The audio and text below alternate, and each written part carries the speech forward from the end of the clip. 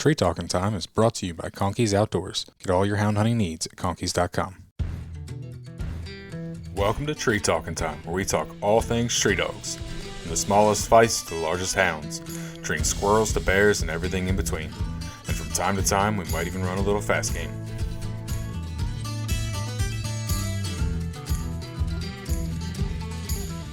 Started out coon hunting. Started out with a blue tick named Lucy. You couldn't hear, probably like 400 or 500 yards. You couldn't hear. I didn't have a tracking collar. Had a Walmart rechargeable flashlight. Nice. That lasted about 15 minutes. And like I said, she was almost completely silent. And pretty much when she barked, she was treed. And I mean, you couldn't hear over 400 or 500 yards. So you can imagine how difficult that is with no tracking collar. Oh, yeah. But one night we were hunting, and she got treed, and we went, and it was me, my dad, and my buddy, and found the coon, got the coon, headed back, and we had nothing. We couldn't read a compass or nothing. And we ended up, probably like 2 miles away from my house. Oh, geez. Up in the Dollar General parking lot. Yeah, shining that tree at night, we got turned around, got completely lost. And walking by, we kept saying, "Hey, Daddy, I think we're going the wrong way." He's like, "Nah, we'll be at home soon." Ended up about 2 miles away in the Dollar General parking lot. Came out of the woods to the light to the parking lot. That's funny. Ended up having to call Mama, and she had to drive over there and pick us up. Hey, at least Mama was at home to come pick you up. That's right. It was been a long walk home. But after that, we went and we bought a little backtrack. It cost $50, and it just pointed you back where the wherever you marked it at. So that kind of fixed our being lost problems for a little bit until I invested in myself a Garmin Astro 220. Yep. And after it was set. Now, when I first got started, granted, I never had a backtrack, but I knew a couple guys that did because they didn't trust the Garmin's, even if they had one. Because that was still pretty early in the Garmin days, and so they had those too. Yeah, we used that backtrack for a while. I've actually still got it at home. I've still got it, but I don't use it anymore. Mm-hmm. That dog trust system's a lot easier to navigate with than that backtrack was. Oh, yeah. That backtrack would send you through who knows what. It didn't tell you. It just pointed you the direction. It didn't care if there was 13 thickets between you and there or what. You was just busted. Yep. Hey, but that's still better than walking 2 miles out the wrong way. That is better than ending up at Dollar General. That is too funny. So you've been a blue tick fan for a long time, I take it then? Man, I pretty much hunt whatever I can. That's what I started out with. I had a couple of blue ticks until I got my red bones, and I guess I'm pretty much red bone all the way now. Okay. I've got two that I like that treat me well. Mm-hmm. I guess that's what I'm going to stick with. But I'll hunt just about anything that'll tree. Yeah. I'm not too colorblind. You look at my kennel, most of the times I've got some kind of puppy I'm working with, and a lot of times it's blue. Yeah, that's what I was just saying. I thought I'd seen some blue dogs. Yeah, I just sold one back in November, an English dog that was blue. Gotcha. So I can't get all the way away from them. My wife likes how the blue ones look, so like I said, I normally try to get a puppy every year or two to start, and it normally ends up blue. Gotcha. Cool. Well, before we get too far into this, why don't you introduce yourself? I'm Noah Clark. I'm 26 years old, live in Stringer, Mississippi. It's pretty much in the middle of nowhere. We got a lot of public land I get to hunt. I'm a pastor at a church here, Salem Baptist Church. Blessed with a great congregation that I get to lead every week and enjoy hunting dogs. Mm-hmm. I'm definitely blessed where I get to hunt a lot. Yes, you do. I'm in the woods Man, probably just about every day. That's what I was gonna I say. got It seems like you make a post on your kennel page just about every day. Yeah, right now, I mean, I'm working squirrel dogs and coon dogs for people. Yeah. So I'm in the woods all the time. Hmm. Like I said, just about every day. But I like it. I like fooling with the dogs. It's definitely not about taking the game. If I never took any game at all, I just like working the dogs. That's what I get the fun out of is working the dogs, getting to see them progress. Hmm. No, that's awesome. I was wondering if you work dogs for people because, like I said, seeing you post so much, it seems like you're always posting a lot of different dogs. So I was like, either Yeah, you keep a lot of dogs, or you're you're working dogs for somebody. yeah. I right now I'm training for the public. I've actually right now working 3 squirrel dogs and 2 coon dogs for people right now. Okay. Personally, I own 2 red bones. I own a black mouth cur and a lab, and then Okay. my wife's got a single. So we've got this is the least amount of dogs I've had at my house in a while that have been mine. So I'm down to 5 right now, and it feels pretty good. I bet it does. But yeah, I enjoy it. Hmm. It's something that I like doing right now, uh, and it definitely helped bless my family being able to work dogs for people. Yeah. It's been a good secondary income with my church work. 'Cause being a pastor, I've got to be pretty flexible with my schedule. Yeah. Never when I've got to go visit someone in the hospital or something like that. So I've got to have a pretty flexible schedule where I can up and leave whenever I need to. And this is for the past 4 years. This is definitely been a good little side job that I've been blessed to be able to do. Hmm. No, I was honestly thinking about that earlier today. Knowing we were going to talk tonight, and that's kind of what I thought. I'm like, I'm pretty sure he works dogs for people, and I'm like, and that's exactly what I thought. I'm like, it's nice. That's a nice little. You can make your own schedule if you got something going on, or if something happens, and you can leash up a dog, put it away, and go do whatever you got to do. So. That's right. Like I said, I've been doing it since 2019, Hmm. and it has definitely blessed my family. Like I said, it's been a good job to pair with pastoring a church. Like I said, I can be pretty flexible with my schedule. Hmm. But I've enjoyed. I've worked some nice dogs. I've had the pleasure of starting some pretty nice dogs. Hmm. And it's been fun. But yeah, like you said, and there ain't no telling what's going to be at my house from month to month. There ain't no telling what'll be here. Yeah, that's funny. Now, what's it like working dogs for the public? It's got its ups and downs for sure. Hmm. Uh, I'm there's sure. months where it's nice. And there's months where it's a job. There's months where I enjoy and I can't wait to go. And then there's times where it's a struggle to get up and go. Hmm. It really depends on the dogs that month. I've got a pretty nice little dog I'm working right now. He's a tree and cur, little brindle squirrel dog. And he's been fun to hunt. He's leaving this week. But Okay. I've enjoyed hunting. I've got to see him progress a lot. He's been a fun one to hunt. Hmm. Like I said, it's dependent on the dog. Like I said, some months ready to roll every morning, ready to hit the woods and hit it at night. And sometimes it's dreadful. I, I've definitely had those months where I couldn't wait for the dogs to go home, Yeah. and there's months where you want the dogs to stay, you hate to see them go. Oh, I bet. I don't know.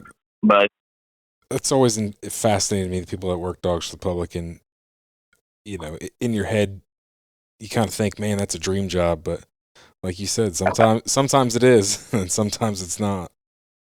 yeah, sometimes it is a dream job, and then I don't know how the weather is where you live, but in the middle of August when it's still 95 degrees at night, and we've got mosquitoes as big as hawks out here.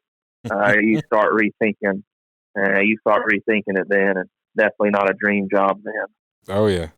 No, heck, my summers are not even near as bad as yours, and I still wouldn't want to be.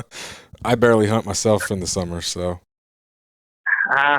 Every year I tell my wife, man, I'm going to take a little break. and I've yet to take that break during the summer. I've yet to take it. It's I don't know. I love it. I guess the mosquitoes, they just don't seem that bad. If you say so, I'll take your word for it. It's definitely tough. I mean, 95 mosquitoes, and got to deal with snakes, and there's a good many gators. There's not as many gators where I live, but you go a little south, and you can deal with some big gators down there. Yeah, nope. You had me at snakes. I don't deal with snakes, so. I've really been pretty lucky. I hunt 4 or 5 nights a week during the summer down here, and I might get one dog bit a year. Okay. Maybe. So I've been pretty lucky. I don't have too many encounters with snakes. I figured out when you don't look for them, you don't really see them. Good point. That would do it for me. It's not too bad. As long as you can get past all the sweating. Yeah. I'm sweating up here. Now, when you were saying earlier about hunting with that blue dog at first, did your dad coon hunt? Or how did that blue dog come into you guys' life? So, he was not a coon hunter. I have an uncle. He's a big squirrel hunter now, but he was a coon hunter many, many years before I was born. And then when I was probably 3, one of that uncle's sons had a coon dog. And we always had a blackmouth cur at the house where we lived. We lived on a old dirt road that was just family, and we had a couple hundred acres of family land that we got to hunt on, and always had a cur dog running around. We went coon hunting one night when I was 3. Pretty sure they had to carry me. I might have been 4. I was pretty young. They had to carry me. I don't know. Just when probably 5th grade, I decided I wanted a coon dog. Somebody gave me a tree and walker, and if you'll believe it, thing never treed. We went 60 nights in the woods where we'd follow her. She'd bark on trail some, and at that time I had a black Ladner, blackmouth cur. He was solid black. He never. We would just follow. I'd follow him in the woods at night, and then ended up saving up a good bit of birthday money, and spent a lot of time on coondogs.com. Yep. I don't know if you got on that website. I'm only a little bit older than you, so yeah, I remember those days, and I was on all the different forums. I think it was that, maybe Squirrel Dog Central I spent a lot of time on. Yep.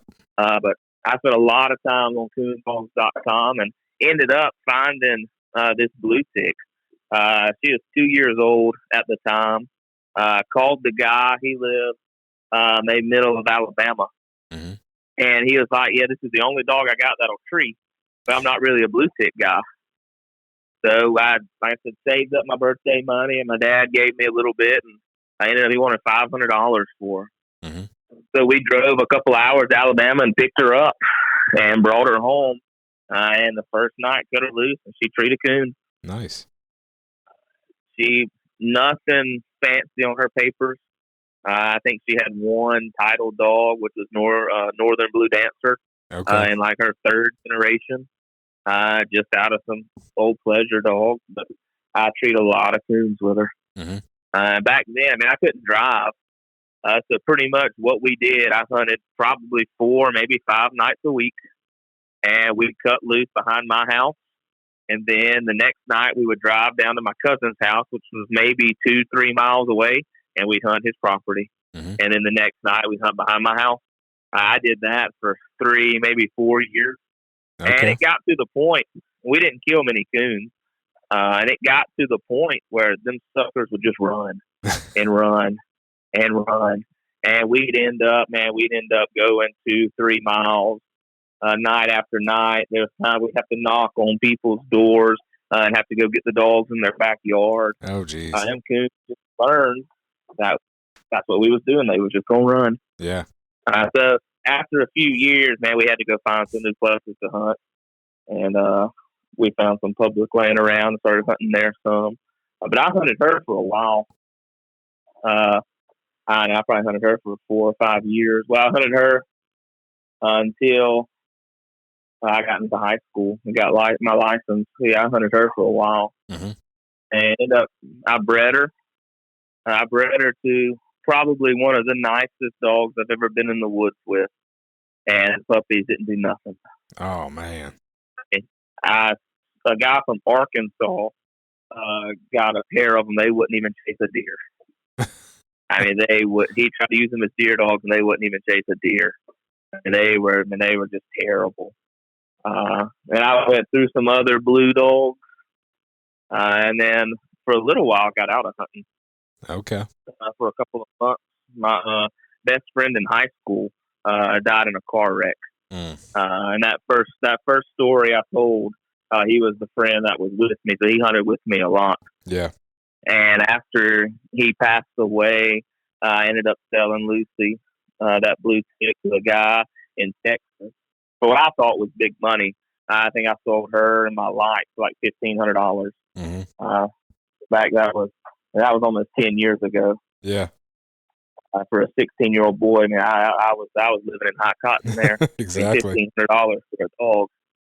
But ended up selling her, and then a few months later, I had to have me another dog. I went through a lot of junk. Had a black and tan that made one tree in a couple months. Had a red tick that would never stick a tree. I just went through some junk, and then Charlie came around. Okay. And Charlie was my first red bone. Probably will forever be my measuring stick. He was a finished dog, and a guy just gave him to me. Nice. He wasn't nothing flashy, but when he treed, you was gonna look at a coon. Mm-hmm. It might take him all night to treat that coon, but he was gonna have him whenever he settled down. He was just consistent. You know what you were gonna get from him. Mm-hmm. Just an all around, just a good dog. There you go. I hunted him for 4 years until he died. He was nice. I liked him a lot. I treated a lot of coons with him. He 1 week for 1 month in February, we hunted the same beaver pond that whole month. I think he ended up making like 29 trees. We looked at 28 coons, and this was like 100-acre beaver pond. Jeez. Just completely flooded. Just hard hunting. And like I said, he went 28 to 29 in a month. He was just an accurate dog. Mm-hmm. I said, it wasn't flashy. He wasn't no speed demon. But when he struck a track, he was gonna tree it. Mm-hmm. He didn't care if it was there, if it was 40 feet in front of you, or if he had to go 2 miles to tree it. He was gonna tree it. A lay up artist, and if there wasn't nothing moving, he would just make up coons. I really enjoyed hunting him. Nice. And that's still when I'm still hunting his stuff today. My male dog Sock. That's what Sock's off of. That's what Sock stands for. Charlie. Okay. That's where that name from, mm-hmm. Son of Charlie. And then my Jenny dog that I had, she got ran over a couple months ago. She was off of Charlie. Mm-hmm. So he blessed me with a few nice dogs that I got to hunt. I'm glad to hear that. But that's about where I'm at now, hunting Sock. And then I've got a really nice female that I like a lot, Sunny. She's done me a lot of winning. I've definitely been blessed with her. Mm-hmm. She's treated me a lot of coons. I've really enjoyed hunting her. Now, have you done a lot of competition hunting? So I used to. Sunny, I've had some help with the breeder, Kayla Cooper, that I got Sunny from. But Sunny's a Grand Night champion. She's a water champion, a field champion. She's a confirmation champion. She's a Grand Champion 3. And she has her HCX title. Okay. But she's been hauled a lot. She needs about $50 more to be PKC champion. So a couple of years ago, I would go to 2 or 3 comp hunts a month. Mm-hmm. Then once we've got we got a 3-year-old boy and a 1-year-old. Once we got our oldest boy, my competition hunting kind of slowed down a little bit. Oh yeah. I don't travel and go to near as many as I do now. When me and my wife first got married, I mean we traveled a lot. Mm-hmm. We did more showing than we did competition hunting. Okay. We would travel, get some state shows and stuff. Mm-hmm. We enjoyed being able to camp and go to all the shows. Yeah. I said the competition hunting has slowed down a little bit since we've had kids, but I still try to go to some every now and then. I'm planning to hitting one this weekend. Actually, we've got a $500 added UKC hunt at my local club that we're gonna try to go to, see if we can get lucky. Very nice. Bring home some money. That'd always be nice. But yeah. Oh yeah, for sure, definitely. But yeah, like I said, I used to competition hunt a lot. I traveled around a lot, but it's kind of slowed down now. I still like to go to local clubs when I can, but man, I just like pleasure hunting.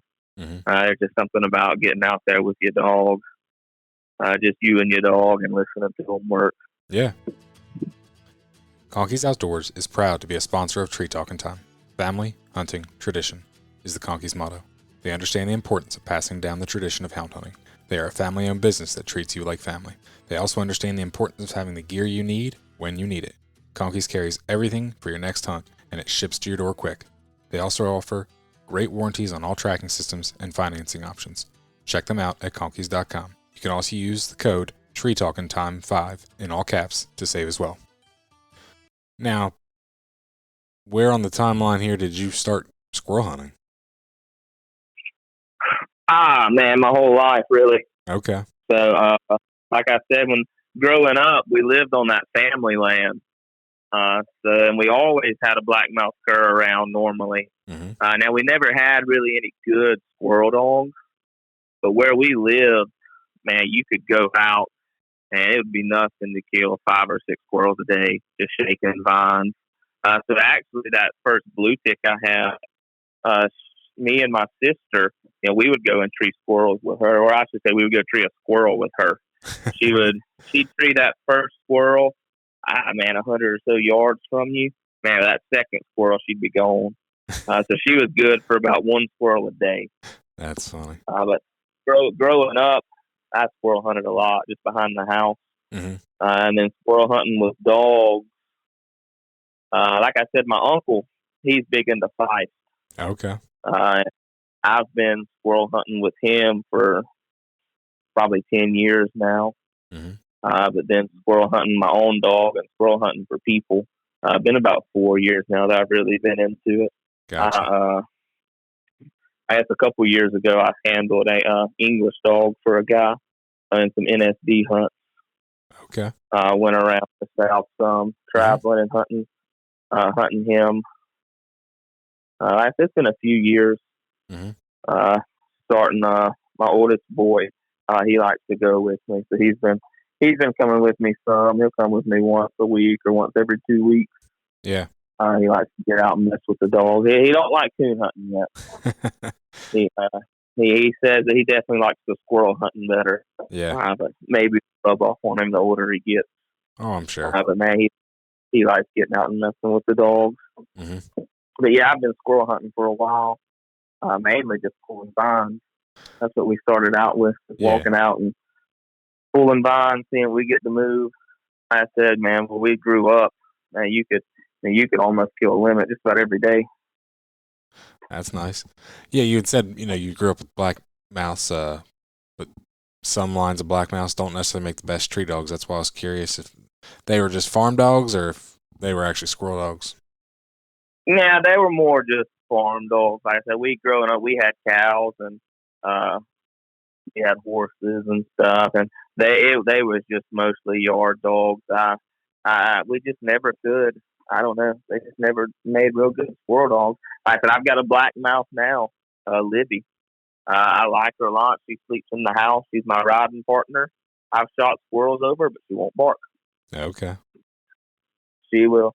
I mean, she'll get up under the tree and I'll go and I'll shake, and that squirrel will be there. She just won't bark, Mm-hmm. and she's just silent both ways. And I've heard of silent trail dogs. I ain't heard many silent tree dogs. That's what she is.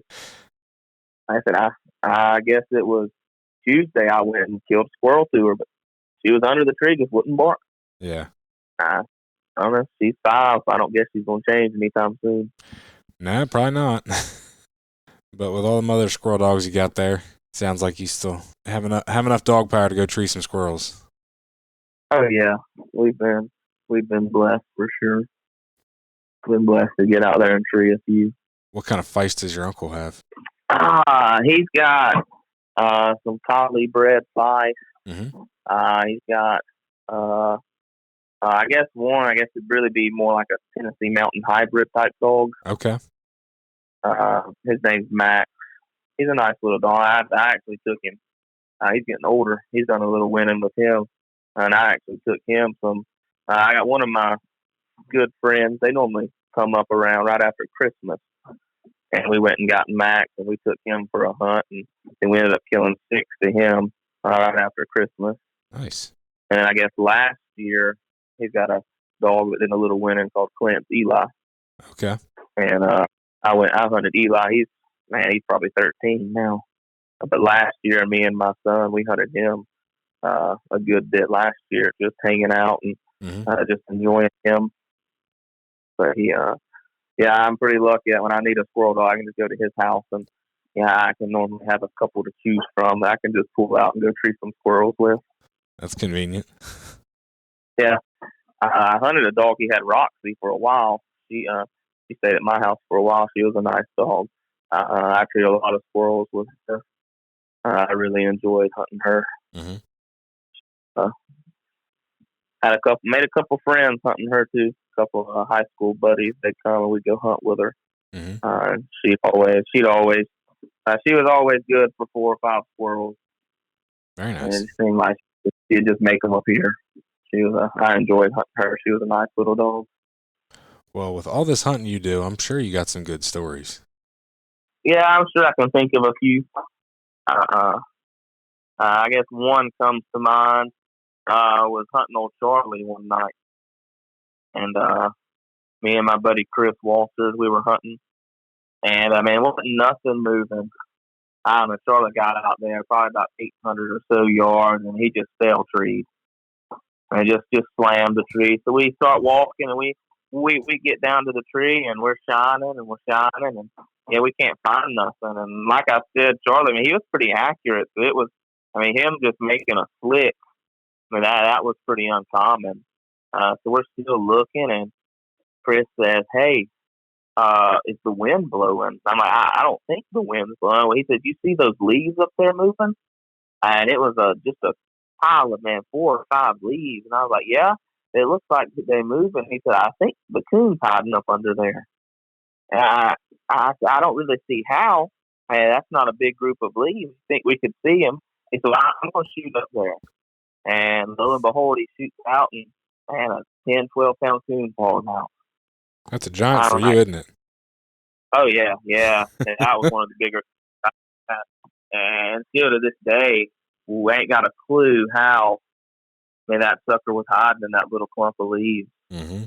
But when we would have sent him on, if he wouldn't have saw those leaves just a twitching, and we would have sent him on thinking he would have flicked. And then there was another night. This was a night before my wedding. We went to the rehearsal supper, and then me and some of my grooms, we went out to the fox pen where I grew up. They had probably maybe a 250-acre fox pen that I got to cook. They've been feeding the coyotes and foxes and stuff, feeding them dog food, and they couldn't keep the coons out of it.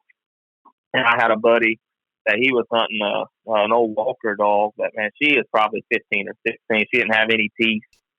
Called her Old Granny. And Old Granny she went in there and treed. And we were sitting there shining the tree, and we found her coon. And then Charlie came and treed right beside her. I was getting so mad, thinking this dog, he just come in jealous treeing and getting ready to whip. And lo and behold, shining up there's the coon sitting there. And then, so we cut him loose again, and old Granny gets in there, and she's treeing. We find her coon, and Charlie comes and does the same thing. Just trees right beside her. Again, I'm getting so mad. Like this dog, he's not a Me Too dog. He's not a jealous treeing dog. I'm getting so mad. Like, what are you doing? And then, lo and behold, he's got a coon in that tree too. Yeah, it showed me. Yeah, always trust your dog. Yeah. Yeah, I was getting mad thinking it's all covering. It's all just Me Too, and he's jealous treeing. And then lo and behold, he's come and just slam a coon right beside him. And like I said, he had a knack for just making them up. That's You know, funny. he just come in and he slammed trees. You know, other dog treeing right beside him, just knowing he was just jealous treeing, and then twice in a row, he had coons both times. Now that makes me think, you're hunting in a fox pen with a bunch of coyotes. Do you have any issues with that? Not one time. Just Now, most. I hunted that fox pen pretty hard for a year and a half. I mean, and them, you got to think, man, them coyotes were used to being ran every day. True. We never had a problem with them. Every once in a while, they'd start cutting up some. But I never even saw a coyote out there. Yeah, if I wouldn't have heard them, I wouldn't even known they were in there. Yeah, they never bothered us at all, and I never had many dogs that really messed with them. Yeah. Obviously, I didn't take many young dogs in there. Just because there's so much patient. But my older dog, I never really even had them. I never had many chase them. And like I said, if they wouldn't have ever cut up and started barking and stuff, I never would have known they were in there. Yeah. And we never had any problem with them. Like I said, we hunted it pretty hard for a while. We treat a lot of coons in that fox pen. Now you brought a good point up. That those coyotes are basically trained to run away from hounds barking, so makes sense. Yep. Yeah, so we and at times where we cut loose and they was in there running coyotes. And we just go take care of some coons. There you go. I mean, we never had much of a problem with them. And it was a nice place to hunt, and them coons didn't run far, and they was fat. I mean, sitting there eating that dog food all day. And this is even crazier. We see rabbits in there. That is crazy. You would think that they would all get killed off, but I guess the coyotes and foxes, were getting easy dog food. So think that I guess whenever you got dog food that don't move, why would you waste your energy and chase a rabbit? Yeah. But yep, there'd be times when we'd see rabbits in there. That's crazy. I think I've been hunting now for close to 13 years. I still enjoy it. Yeah, I still get butterflies in my stomach going to a competition hunt. Yeah, I still enjoy hearing a dog locate some trees. Yeah, I ain't got tired of it yet. Well, that's great. I don't care much for taking game. Yeah, I don't shoot about. Pretty much our deer season's over now, so pretty much I get to come on some deer feeders now. About the only time I even actually take them. I just like to run back out there hunting. Yep. And this year I've gotten a lab now. So trying to venture into some waterfowl hunting. It's been different for sure. He's a lot different than hounds. Oh, I'm sure. This lab, he's different. And I've enjoyed it. I've enjoyed working with him. Like I said, I like working dogs. That's where my enjoyment comes from is working the. And it's a lot of hands-on stuff that I'm enjoying. It's definitely different. Brings a different challenge to train. And I think in the long run, it'll help training these tree dogs too. Yeah. Having a different approach.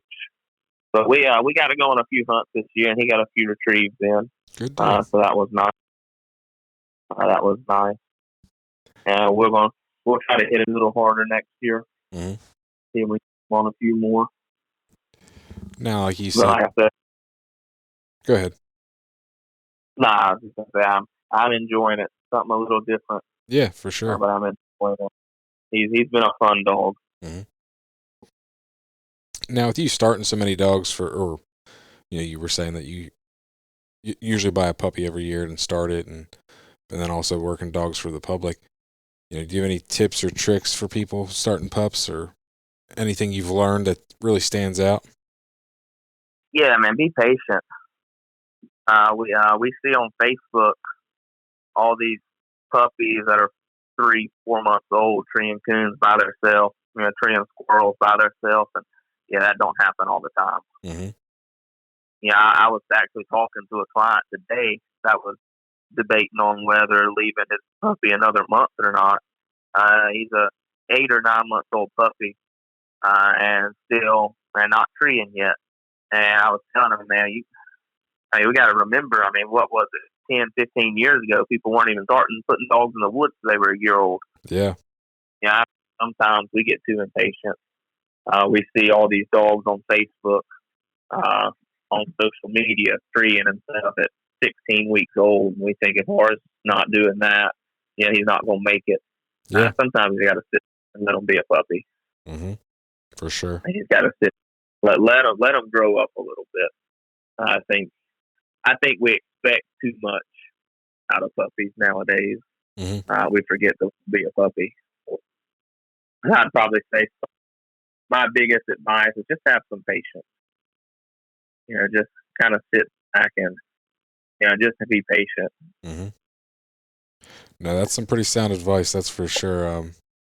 I've been guilty of not being the most patient person, and trying to be very patient right now because I've got a couple young dogs. So.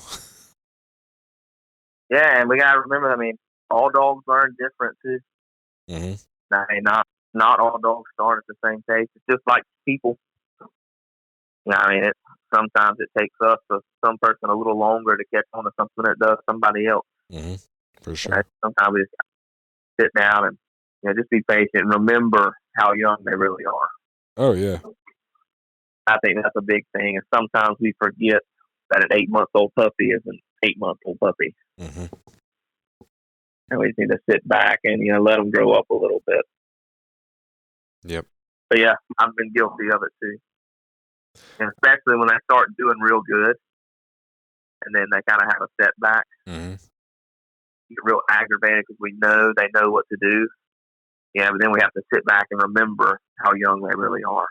Yeah. Sit back and remember how immature an 8 or 9-month-old puppy really is. But yeah, just be patient. Don't expect too much. Mm-hmm. I think a lot of times we just expect too much. That we see all these wonder pups on Facebook. We expect a lot. Yep. Nah, I think you're spot on there. That's for sure. So. That would probably be my best advice for someone starting out. Just be patient. Mm-hmm. Sometimes we give up a little too early. Very true. Well, you have anything else you want to say? I think that's about it. I want to thank you for having me on. Well, I thank you for coming on. I enjoyed talking dogs. Mm-hmm. I like talking dogs. My wife tells me sometimes we talk about it too much. But I think we all like talking dogs. That's right. I enjoy talking them. I'm actually about to try and go help her get the boys to bed. We're about to hit the woods tonight. Well, good luck tonight, and good luck this weekend. I appreciate it. Hopefully, son, you'll have treeing coons on our minds. Our club had a $500 added hunt right before Christmas, and we got lucky. And we got high scoring dog there. Won a little bit in the Calcutta, so we were able to bring $6 home right before Christmas. So that helped a little bit. Yeah. I'm hoping she'll have it on her mind again this weekend, and we'll get lucky again.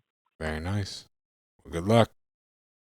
I appreciate it. Yeah, I appreciate you having me on. Yep. You can find me on Facebook and Instagram at Tree Talking Media. And until next time, keep them talking in the timber.